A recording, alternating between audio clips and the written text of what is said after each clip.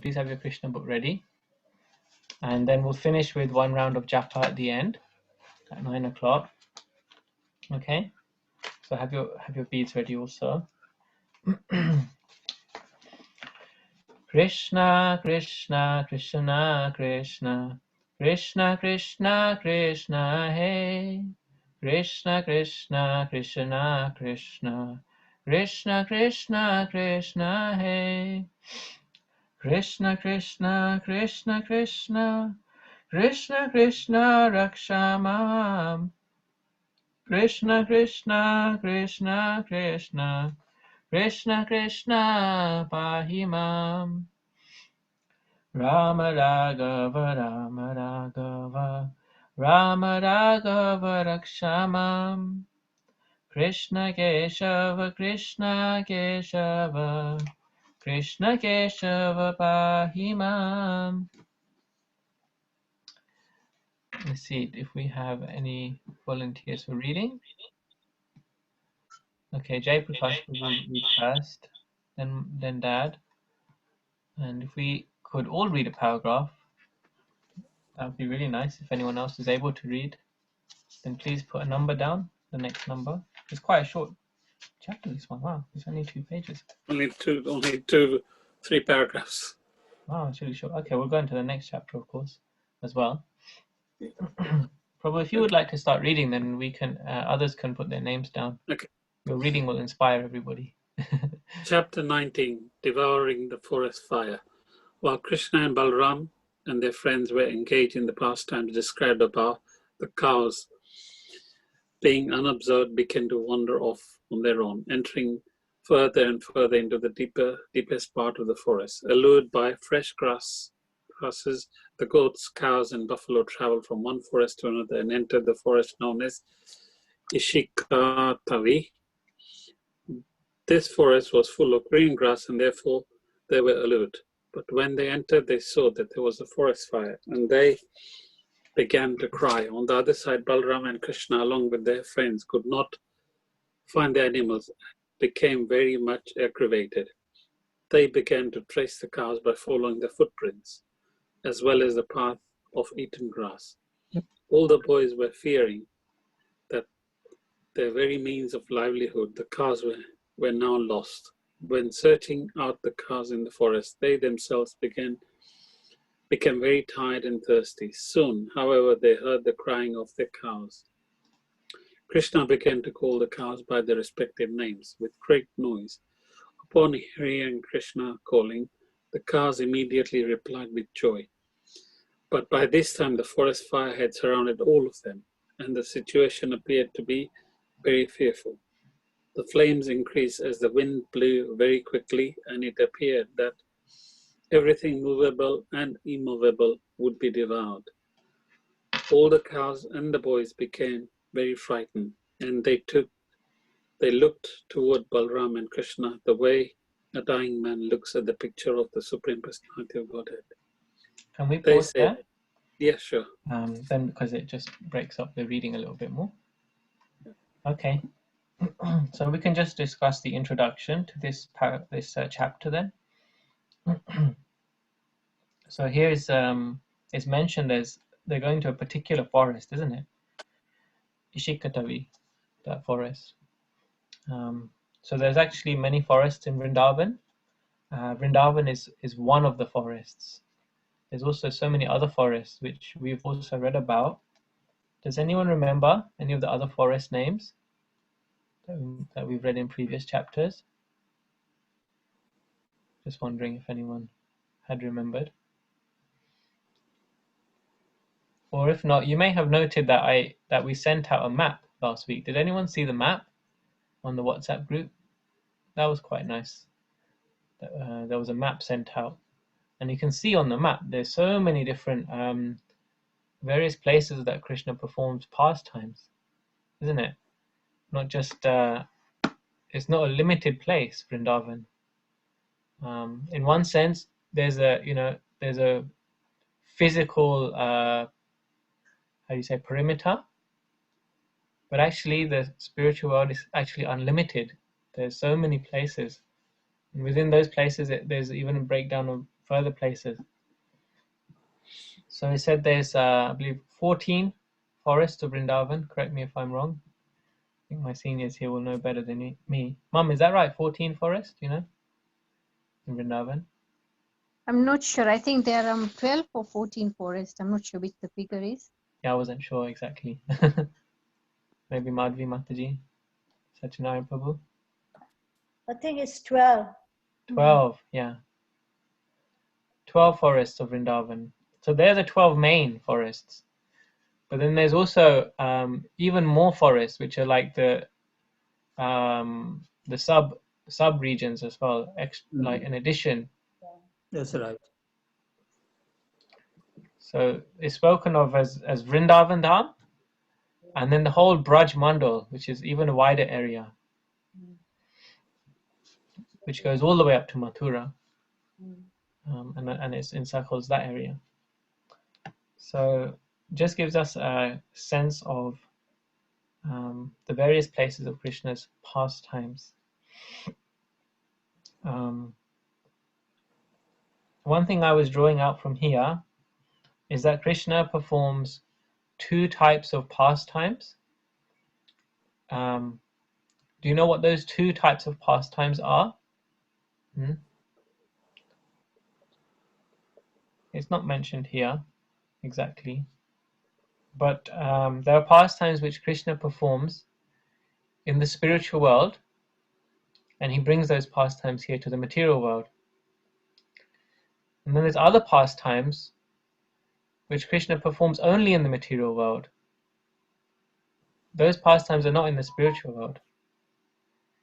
So the pastimes which come from the spiritual world, they're called the Nitya Leelas, the eternal pastimes.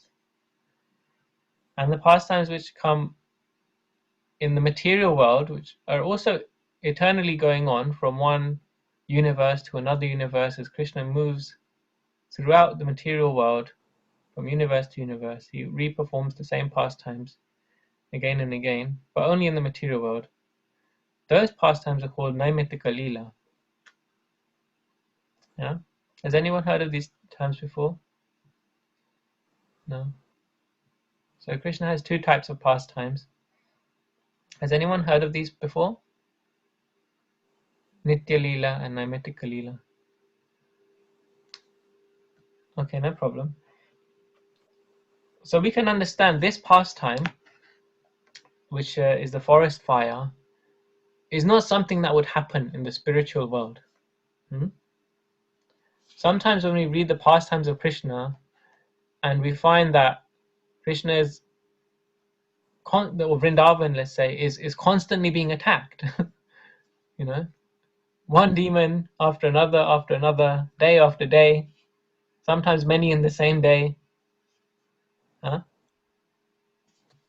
So then someone may say, well, I don't want to go back home to Vrindavan, back to Godhead, if it's like that. But so that's not the case, actually. In the spiritual world, there's no demons as such.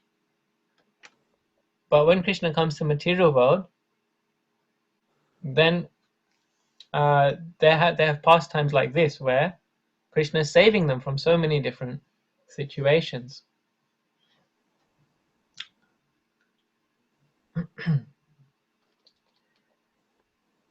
So here, like the cows have traversed away from the path, and then a fire has ensued, and now the boys are feeling helpless, and they're looking to Krishna and Balaram. Yeah. Does anyone else want to comment or question on this section? No? Okay, we can continue reading then. You want me to continue? Unless there's anyone else, it would be nice if some other devotees put names down to read. Prabhu, you could continue to the end of the paragraph, I think. Okay. They said, Dear Krishna, you and Balram are very powerful. We are now burning from the heat of this blazing fire. Let us take shelter of your lotus feet. We know you can protect us from this great danger. Oh dear friend Krishna, we are your intimate friends. It is not right that we should suffer in this way. We are completely dependent on you, and you are the knower of all religious life. We do not know anyone except you. Okay.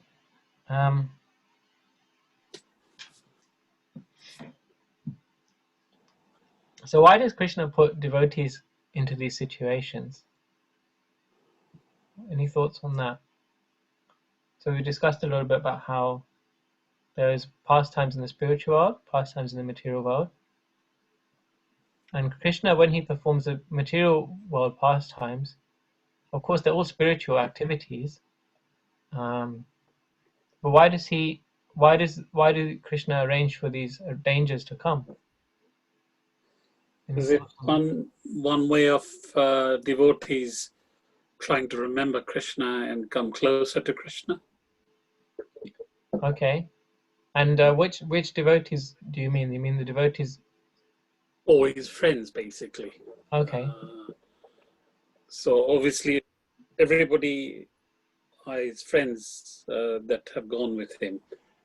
But over time, people start forgetting Krishna. So by putting this leelas, as you call it, or pastimes, he's making people sort of remember Krishna, and I suppose in times of need, and then probably also get them to surrender to Krishna, to say, you know, I'm yours, please help, sort of thing.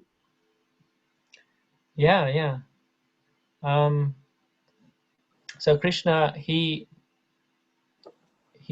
has his devotees remember him and call for him, whether they are there with him, the devotees who are there with him during the pastimes, as well as for us to remember who have forgotten Krishna. Is that what you're saying as well? Yeah. For us who have forgotten Krishna, for us to be able to remember that Krishna is able to help us in all these ways. Wow, yeah, that's a really complete answer. Yeah. But I'm sure devotees have many other responses as well. Anyone else? Also, we learn to depend on Krishna. We learn to depend on Krishna rather than depending on someone else. Okay, that's very true as well. I was wondering, Shamarani, were you going to add something, or has it been said? No, I think it's been said. I think I was just going to say the same thing. I think he's saying that how much we can surrender to him, even in the difficult times. Yeah, but Prabhuji's given a really nice answer, actually. I think everything's just covered in really nicely. Yeah, very complete answer, yeah. So Rupa Goswami, he's one of our acharyas. He's one of the direct disciples of Chaitanya Mahaprabhu. And he has a book called The Nectar of Devotion. It's a very important book. It really focuses on what Bhakti Yoga is and how to perform it. Very, very minutely explains the items that you can perform and also all the results of performing Bhakti Yoga.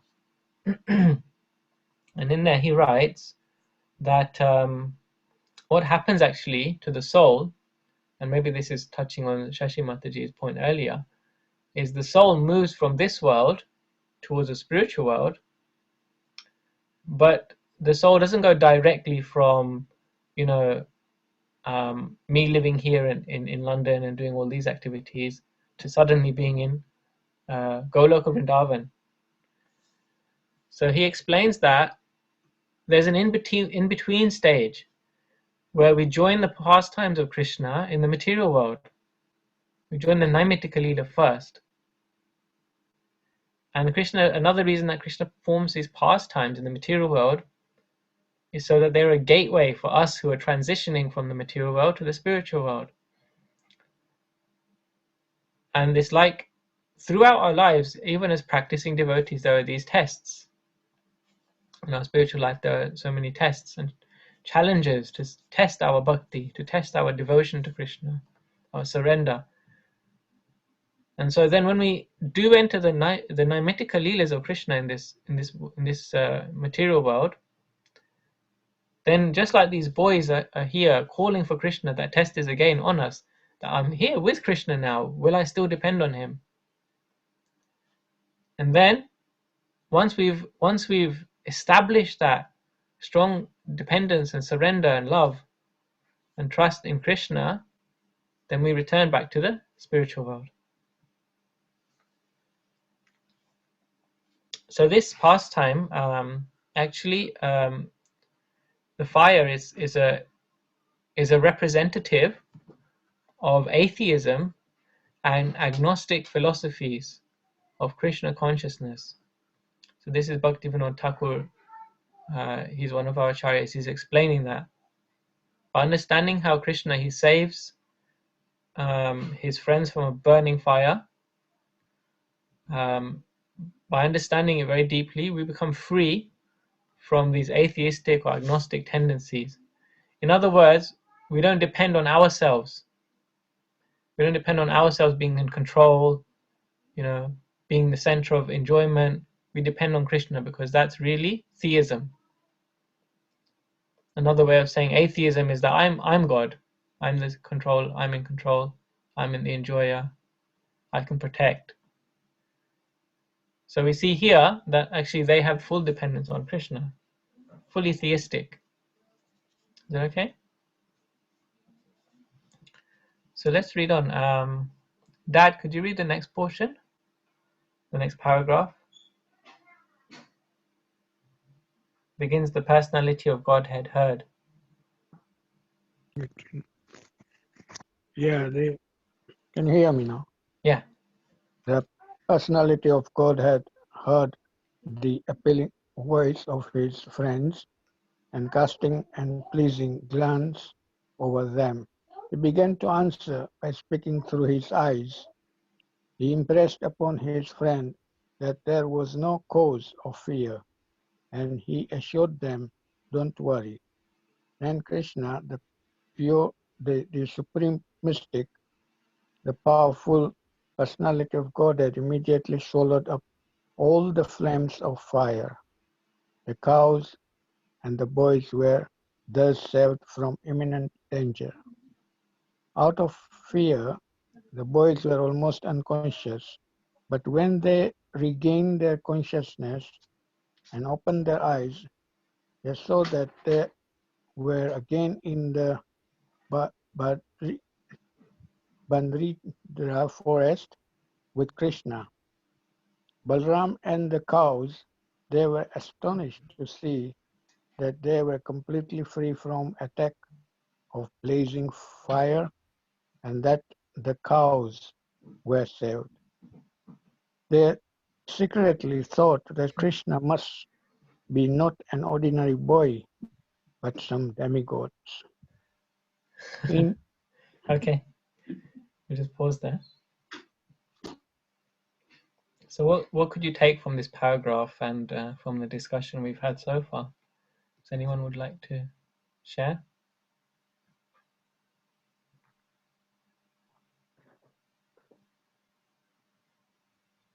So now we've read how Krishna saved them from the fire. Okay, how did Krishna save them from the fire? By swallowing the flames. Yeah, swallowing the flames of the fire.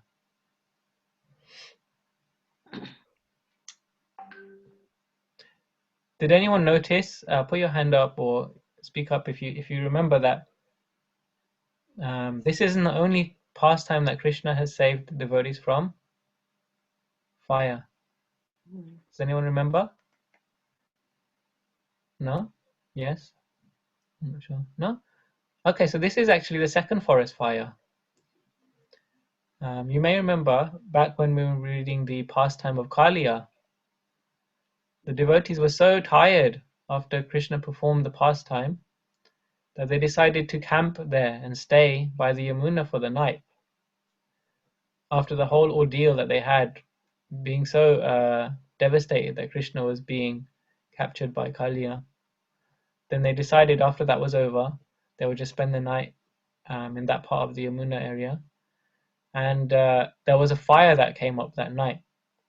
And Krishna extinguished the fire. So that chapter is called Extinguishing the Forest Fire. And this one is called Devouring the Forest Fire. So it comes up again and again. Similarly, Krishna shows the universal form a number of times to different devotees, sometimes many times to the same devotee. Mother Yashoda, she saw the universal form. Who else saw the universal form? Arjuna. Arjuna saw the universal form. Who else saw the universal form?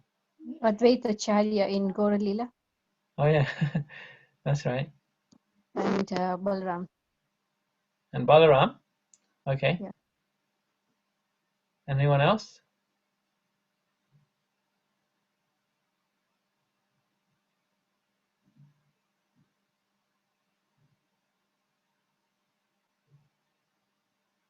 I can see Madhvi Mataji and Satyanarayan Prabhu are having a discussion about it, maybe. Feel free to share with us. Otherwise, I'll shout out the answer. So there's one more. That's also Duryodhan as well. Krishna showed even Duryodhan the universal form. And do you know what Duryodhan thought when he saw that? We could have a guess. Of course, Duryodhan is not a devotee of Krishna. Huh?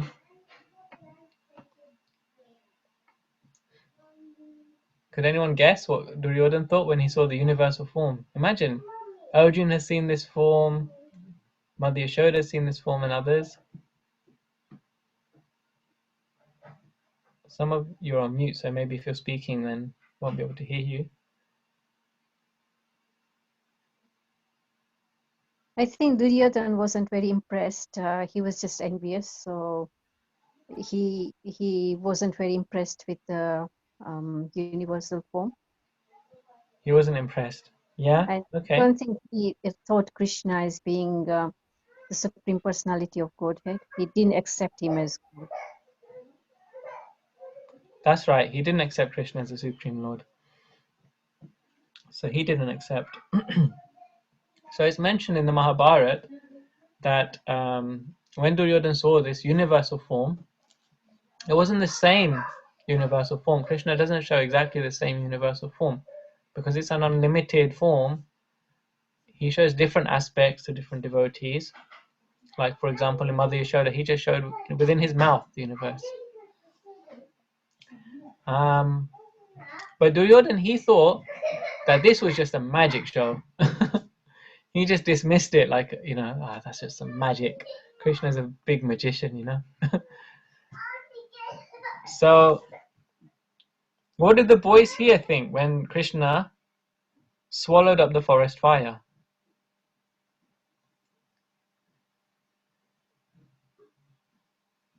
They thought that Krishna is a demigod. Yeah. It's interesting, isn't it? That Krishna performs these pastimes. Still, no one really knows who Krishna is. Huh?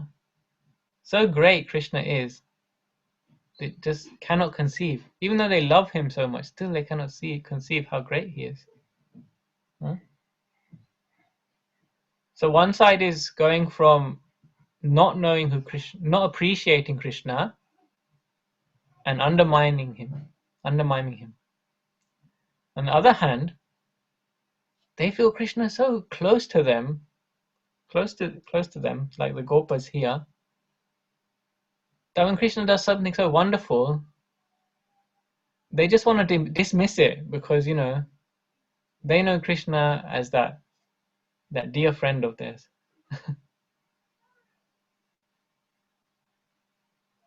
So that's really amazing.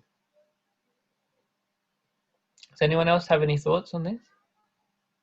Comments or questions? So sometimes it's said that when we're practicing Krishna consciousness, we're trying to remember Krishna. Yeah. All the time. Our two rules. Rupa Goswami again, he says that there are only two rules in Krishna consciousness. in his Nectar of Devotion. He says, first rule, always remember Krishna. Yeah, there's one rule and one regulation. The regulation, never forget Krishna. Okay, so rule means that you have to do, and regulation means you should not do. So the thing to do is always remember Krishna, and the thing not to do is to forget Krishna. Always remember Krishna, never forget Krishna. If you want to sum up Krishna consciousness in very simple terms, this is it. So is there a difference between the two? There's a slight difference. Therefore he says it that way. Can anyone think what that might be?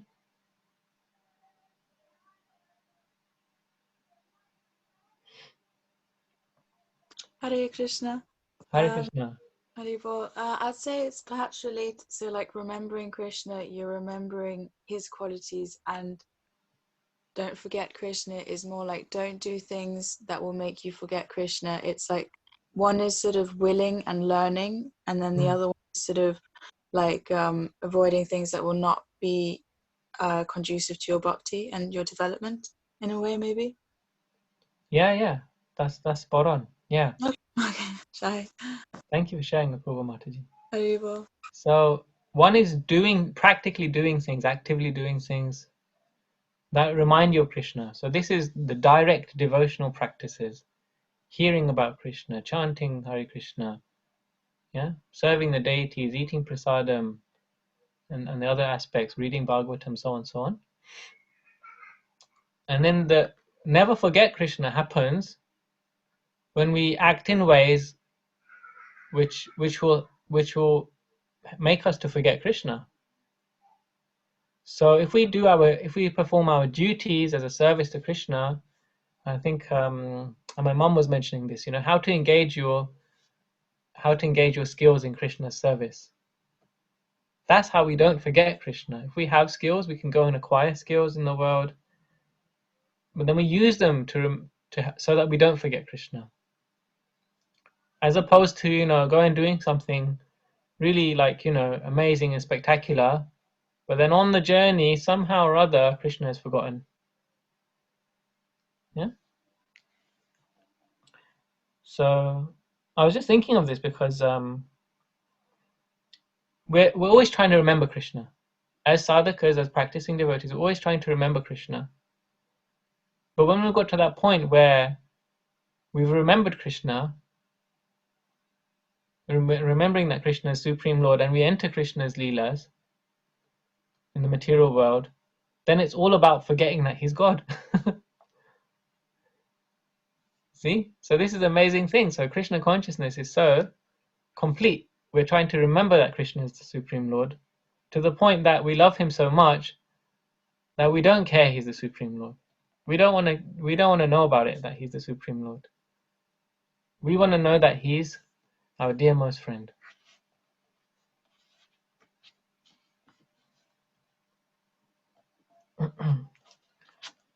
Okay, so Shyam Rani, yes, Hare Prabhu? Krishna.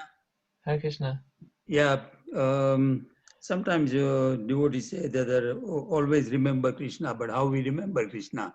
So my understanding is always remember Krishna by remembering his pastimes, meditating on a pastimes. Yes. That's Yeah. easy.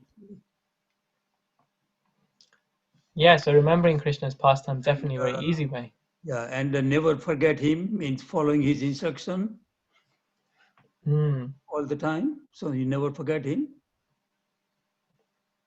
Yeah, that's definitely another way of looking at it. Yeah, there's so many aspects to. That means don't do what he does, but do what he says. Yes. I mean, try not to do. We know that we can't do it, but Yeah, once Prabhupada he said in quite a funny way that so because this pastime it represents atheism, removing atheist tendencies. So there are a group of like pseudo devotees, not devotees, but those who pretend to be or imitate to be devotees, you know. They're called Sahajya devotees. So there's some faiths or some groups that follow bhakti or Krishna devotion to Krishna in the attempt to become, like, artificially to think oneself as a gopi or something like that, you know, or to think oneself as Krishna. You know, in India they have this kind of feeling that, oh, you know, I just, you know, I have these emotions, and you know, they just get carried away with that. But that's not really how we remember Krishna. Prabhupada once said that everybody wants to be Gopi Jana Vallabha, but nobody can be Girivaradhari. So what he's saying, Prabhupada, he's saying that everybody wants to be Krishna, the one who enjoys with all the gopis, you know. Everybody wants to be that kind of enjoyer. But if you want to be Krishna, then can you lift Govardhan hill? Can you do that? No? Then don't try and be Krishna. So yeah, remember Krishna by following his instructions. What he says, not what he does. Yeah, that's a really nice point, Prabhu. Thanks. Can I ask a question, please? It's me, Panchali. Oh, okay. Hi. Hare Krishna. Hare Krishna. So you talk about Krishna's universal form. Now, Krishna has a spiritual body. So in Golok Vrindavan, how does he reside? Does he reside as you know, Krishna as we see him with his flute, or does he reside in his spiritual form, where there isn't any shape? I mean, there isn't any material form, but just the spiritual form. So how does he reside in Golok Vrindavan? Who knows the answer to this question? I'll open it out to the group. I think Krishna's body and the spirit is just one. So it's not like us. We have a separate body, material body. Krishna doesn't have a material body. He's just got a spiritual body. So it's not something like ours that we have a different body and soul is different. So his body and his spiritual body, so he would reside in Golok Vrindavan with his spiritual body. Even when he comes to the material world, he comes with his spiritual body. He doesn't have a material body at all. Yeah, no, that's yeah, thank you, Mataji. So no, I understand he's got a spiritual body, but what form does he take? Because in the Krishna book as well, we've read several times that he likes wearing yellow, and you know, he's got his flute. So when he's residing in his spiritual form, does he take any form or shape, or you know, is there no shape?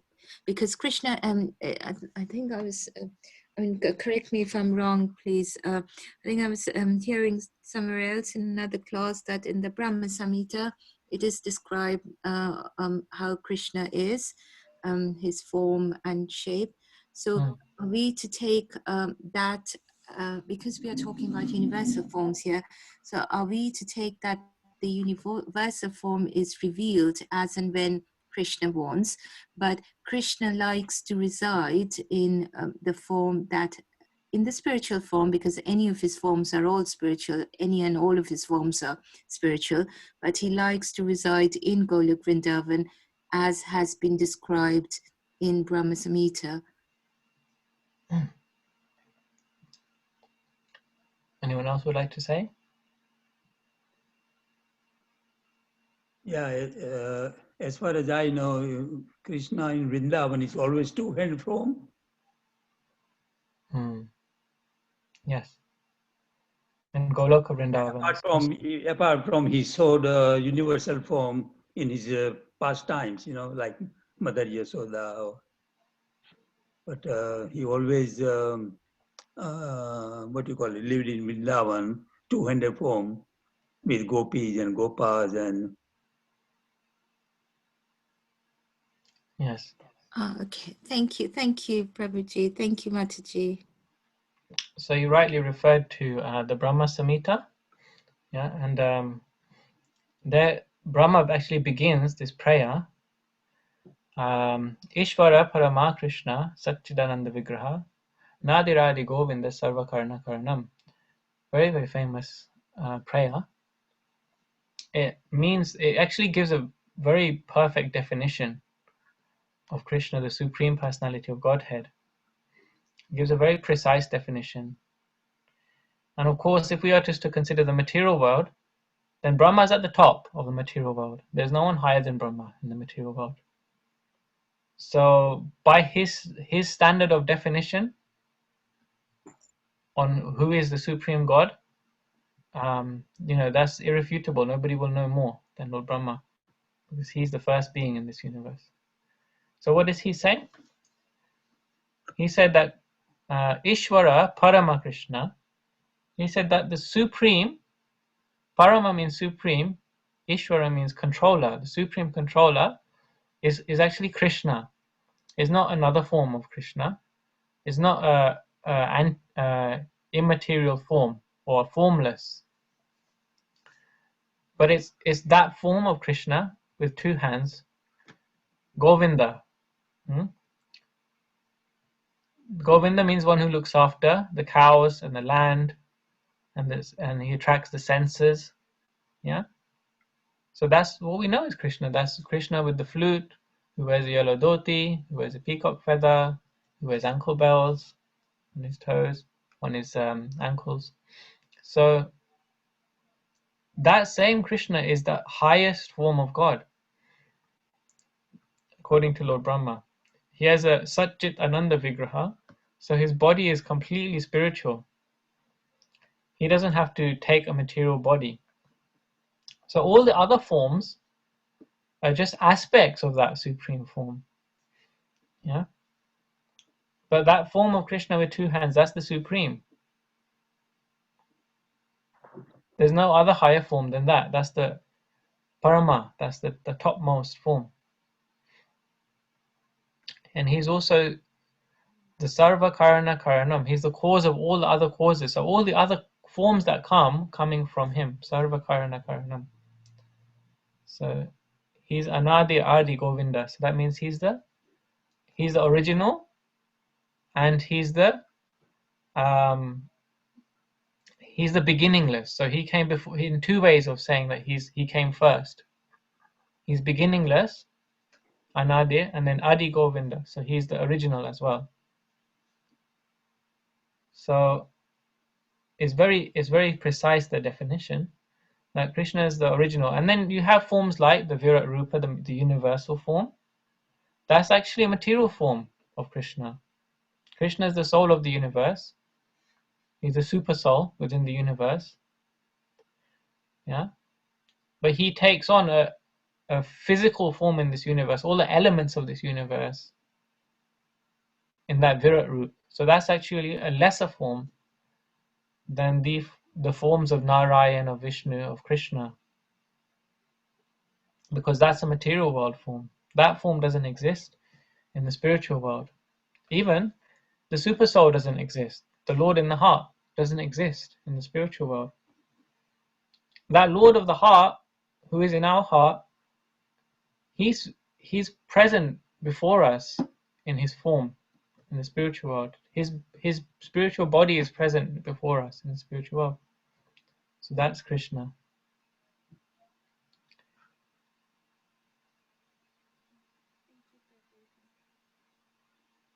Is that okay? Yeah, I understand. Thank you very much. All right, so it's a good reference to use if you in future want to explain the position of Krishna. That first verse of the Brahma Samhita. So it's very clear.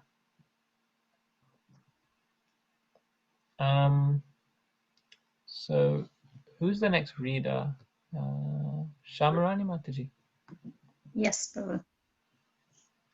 Hare Krishna. In the evening, Krishna and Balram, along with the boys and cows, returned to Vrindavan, playing their flutes. As they approached the village, all the gopis became very jealous joyous. Throughout the day, the gopis used to think of Krishna while he was in the forest, and in his absence, they were considering one moment to be like 12 years. Thus ends the Bhaktivedanta purport of the 19th chapter of Krishna devouring the forest fire. So it's like a bittersweet end to this chapter. So Krishna saved the boys and the cows, specifically the cows, because the cows, they were lost to Krishna, Balaram, and the other gopas. They couldn't even find them. And then in between them and the cows, there was a fire, which Krishna extinguished by his breathing. He breathed the fire in. And it's explained that Krishna had told the boys to close their eyes so that they don't see him breathing in the fire. He's explained that he tells them, close your eyes because I don't want you to see this. I don't want you to see me, what I'm about to do. Because he doesn't want to spoil that relationship that they have. So they will have to close their eyes. You know, Krishna is already making them surrender because they're all depending on him and calling him to help. And then Krishna takes it one step further. He says, now close your eyes because I don't want you to see what I'm going to do. And then when they open their eyes, they see, because actually it's explained the cows had left their bodies. They lost Krishna. They couldn't reach him. They left their bodies. So they saw that the cows had come back to life again. So Krishna breathed in the fire, and then he could see that the cows were lying there, and by seeing them, he brought them back to life. And so in one movement, he did two things. He removed the vision of the fire, and that brought back the vision of the cows. The cows came back to life, and then the boys opened their eyes. And when they opened their eyes, they saw, oh, the cows, they're completely fine. And there's nothing wrong with this forest. There's no fire, because they were in Bandiravan now. Okay? So where did the pastime begin? We read about that location. Let's start with the first paragraph. Did anyone see?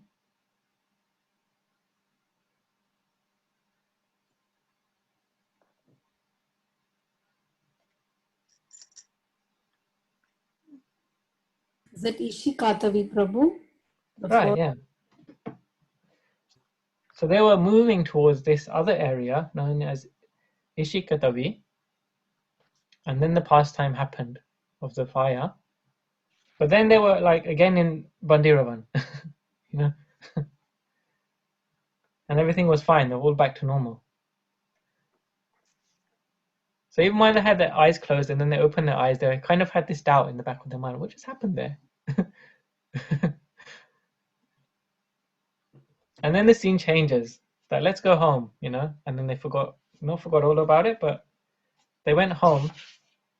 And it's explained that every day when they go home after so many adventures, the boys, they will see their parents and they'll go and tell them all of the activities of the day. So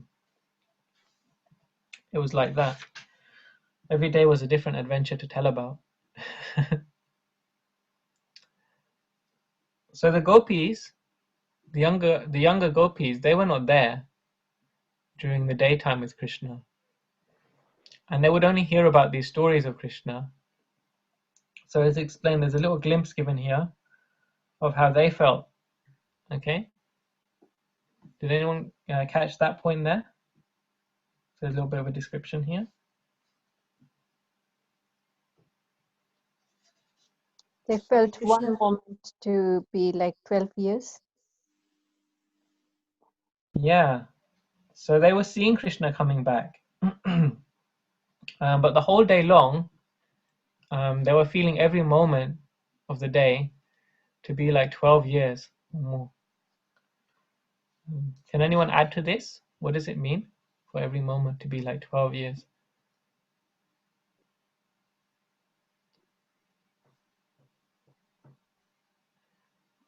Every moment was 12 years separation from Krishna. So Yeah. every single moment seemed like 12 years. So the whole day would be so many years of separation from Krishna. Mm. So this is actually written about by Chaitanya Mahaprabhu in the Shikshastakam prayers. Yeah, I think everyone is now familiar with this Shikshastaka prayers, or at least you've heard of it, or may have read it once or twice. Is that right? So we've been sending those on the WhatsApp group every day. So one of the prayers, one of the verses is Yugaitam Nimeshena Chakshusha Pravisaitam Sunyaitam Jagat Sarvam Govinda Virahena Me. And this is exactly corresponding to the emotions of the gopis. That Yugaitam Nimeshena, that every nimesha, every moment, is like a yuga. Yuga, sometimes it means an age, like a millennium, like the Satya, Treta, Dwarpa, Kali. But also it can mean a period of 12 years. Yuga. Yugaitam Nimeshena. And Nimeshena is amazing, actually. What does it mean by a moment? Nimeshena in Sanskrit, a nimesh is actually a blink of an eye. So that's what it means, a moment. A moment means a blink of an eye. Feels like 12 years or more. Imagine what that feels like. And they were like feeling that much separation from Krishna, the gopis. Wow. That's really something, isn't it? And it said in one place that Krishna, sorry, the gopis, they even cursed Brahma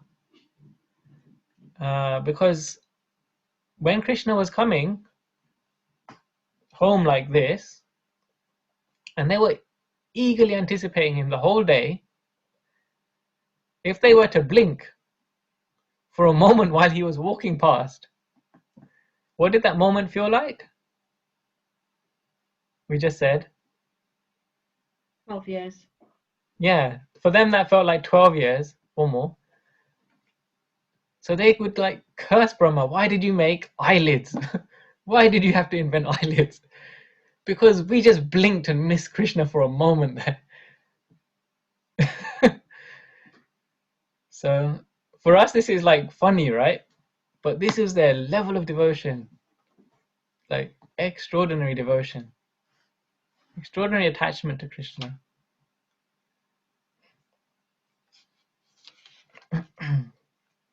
So a short chapter, but actually we've just covered quite a lot of detail here. Sorry if this has been a bit slow for some of you. Hope it's been enjoyable. This chapter is the beginning of Krishna's next age. He's now into the next age group. Does anyone remember the age groups which we've discussed that Krishna goes through?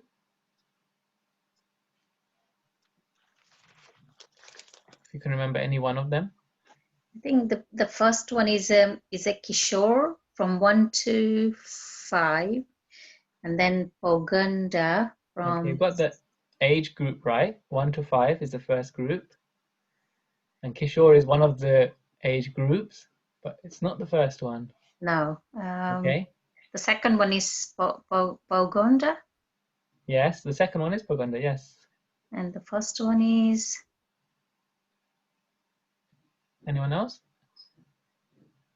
Or if you can remember. I'm asking because I don't remember.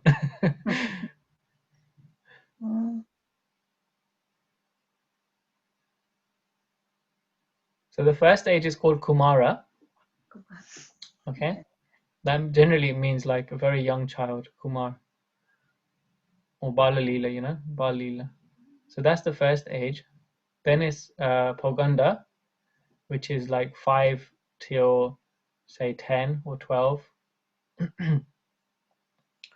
And then the third age is actually the teenage years, which is called Kishora, which is what you said. It's like a young man, like young boy even. Sorry, like a young teenager.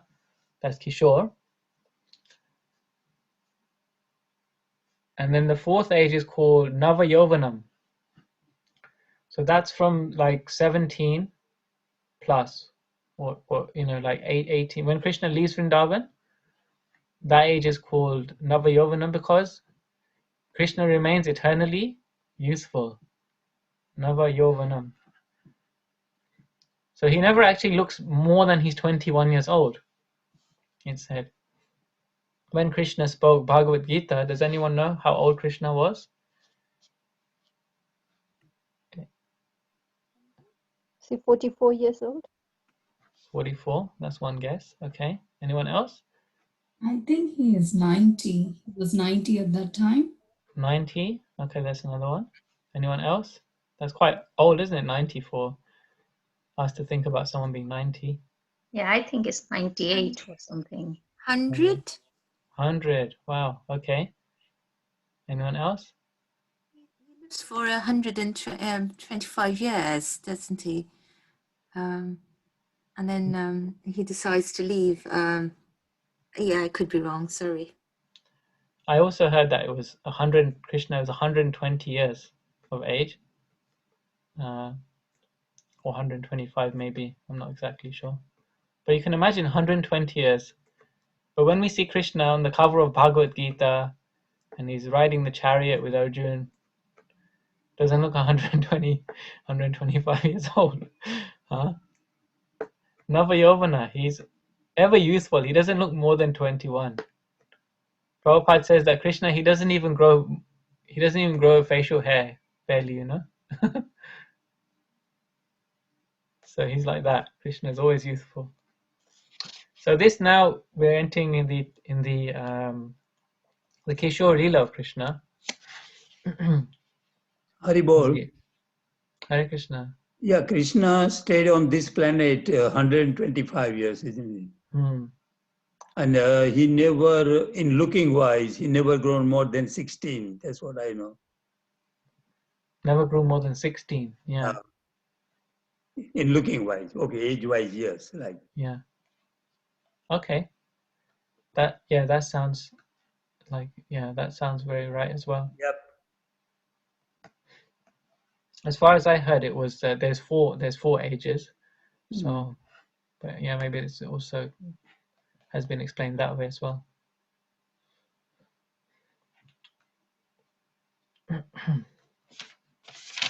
Okay, so we can begin in the next chapter then, for the next, say, 10 minutes or so. Yeah, Apurva Mataji, if you would like to read, that'd be nice. Hare Krishna, just what page would it be on this one? It's I don't have that copy, but it will be chapter 20. We're starting on chapter 20. Yeah.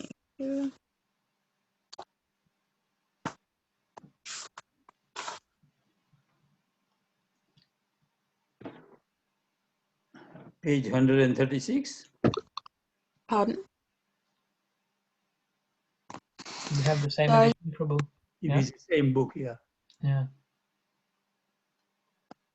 Say Jai again. Shri Krishna Chaitanya Prabhu Nityananda Shri Advaita Gadadhara Shivasati Gaura Bhaktavrinda. Chapter 20. Description of Autumn. The killing of Pralambasur and the devouring of the devastating forest fire by Krishna and Balaram became household topics in Vrindavan.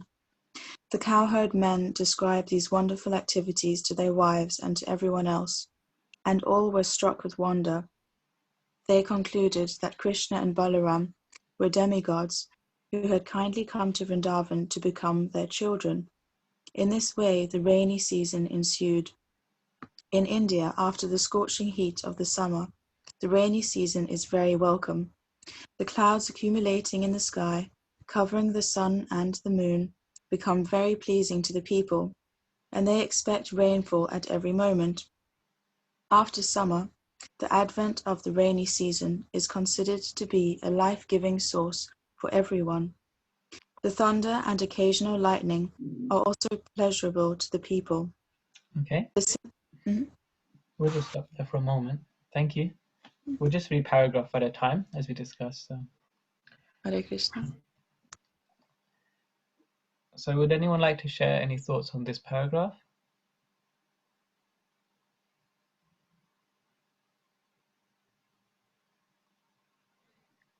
So Hare one Krishna. thing, yes, please go Sorry. ahead. No. No, please.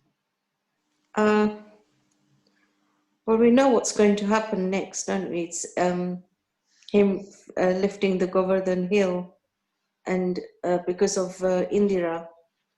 So at this moment in time, it's just describing that everyone is welcoming the rains, because obviously the farmers, they have all the fruits, and the everything grows because of the rain. So the crop is better next year, or whenever it grows. Yeah, I think the Indra pastime is a little further away still. So, but yeah, that also involves heavy rain, that pastime. So good connection there. Anyone else?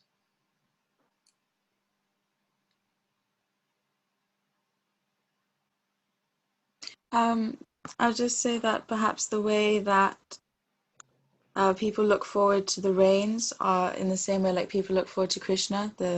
Krishna's associates look forward to his presence.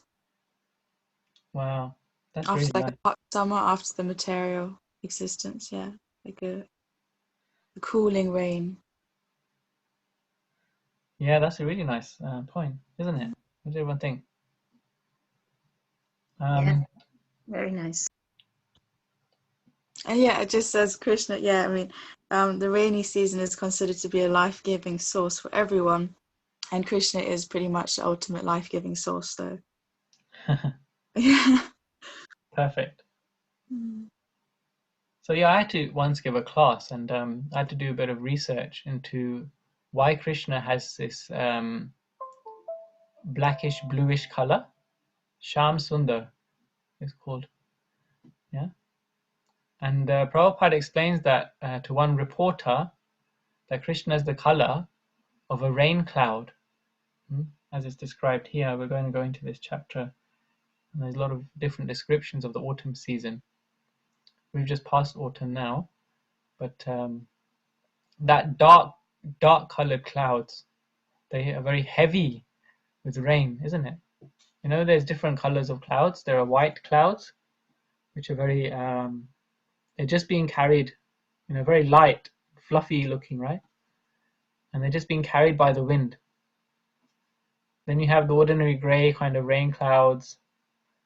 Have you ever seen like a storm like thunderstorm, where you have those very dark rain clouds? If you go to India, you see like in monsoon season, very dark colored clouds, rain clouds. You know, have a beautiful color and have like a deep roar when they're moving. And Prabhupada explains to this reporter that Krishna is like that rain cloud. He's a rain cloud of mercy, Krishna. And when he comes to this world, he just pours mercy on everyone. So we're like that. We're just like, you know, eager for Krishna's mercy. Krishna has that form, that complexion, which is very attractive, which can pull us away from the material world. So we're eager for that mercy, to have attraction to that form of Krishna. Very beautifully explained by Srila Prabhupada. Haribol. Also, a coward man never knew that Krishna was the Supreme Personality of Godhead. So they consider Krishna, I mean, they thought Krishna and Balram, they were demigods, and they came to do some, what do you call it, pastimes. Yeah. Can you say anything more about this, Prabhu? So they underjudge Krishna. Yeah. So on that, I heard once how so because they are farmers, you know, in farms, there's many farmers here, so they have many farms put together. They come together and they have these meetings, you know, the farmers or any business people. They come together and they have a meeting about, you know, their business. If they're bankers, then they come together, they have a bankers meeting, isn't it?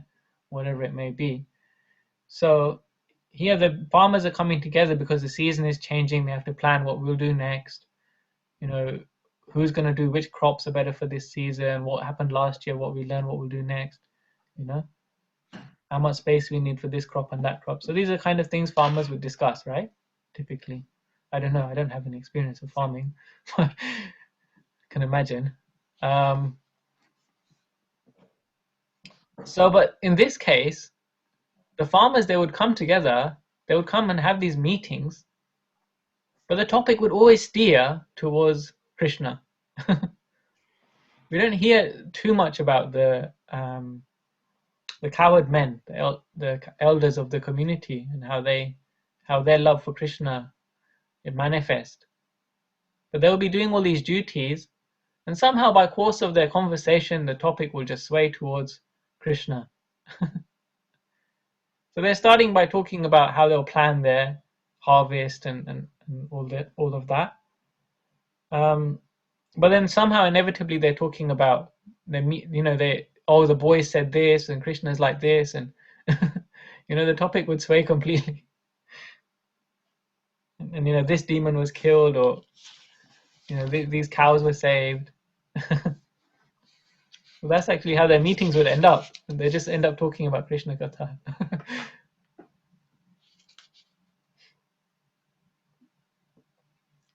Okay, we can read one more paragraph and then we can do a round of japa. Would you like to read one more? Purva Mataji? Thanks. Hare Krishna. The symptoms of the rainy season may be compared to the symptoms of the living entities who are covered by the three modes of nature, material nature. The unlimited sky is like the supreme Brahman, and the tiny living entities are like the covered sky, all Brahman covered by the three modes of material nature.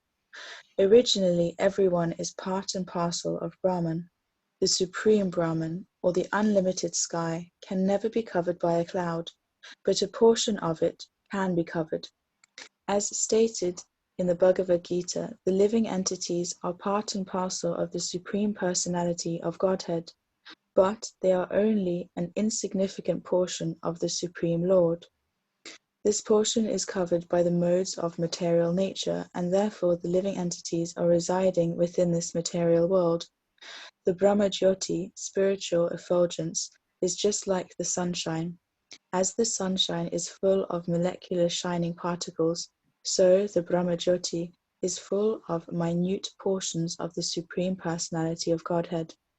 Out of that unlimited expansion of minute portions of the Supreme Lord, some are covered by the influence of material nature, whereas others are free. All right.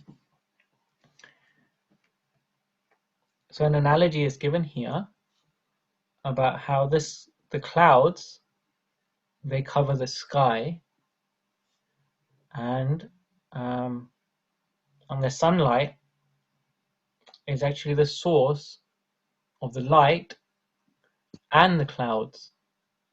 Yeah. And so there's a couple of different comparisons made. So what analogy did you pick up on here? There's a couple of comparisons made between the nature that we see around us and spiritual truths.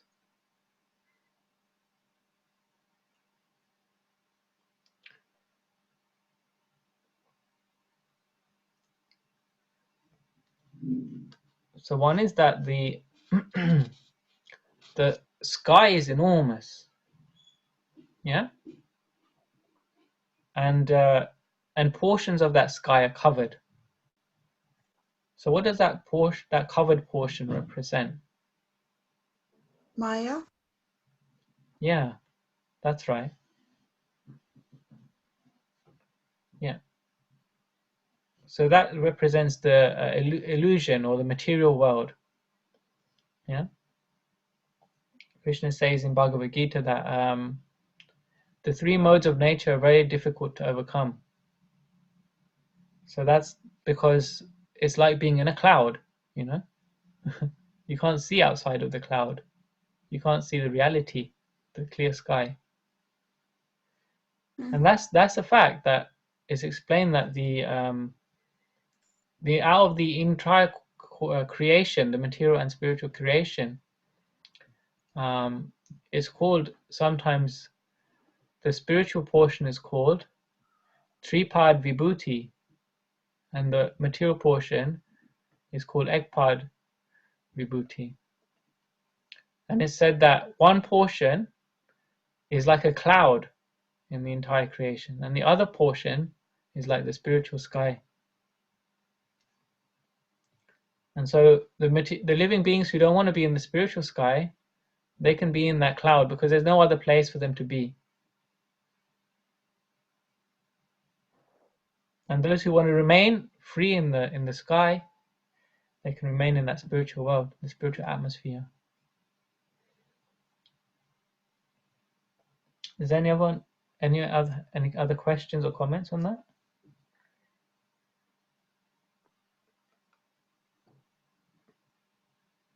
So we're just up to time. We can begin our japa. We chant one round of japa. So everyone have their beads ready. Ready to enter into the spiritual sky.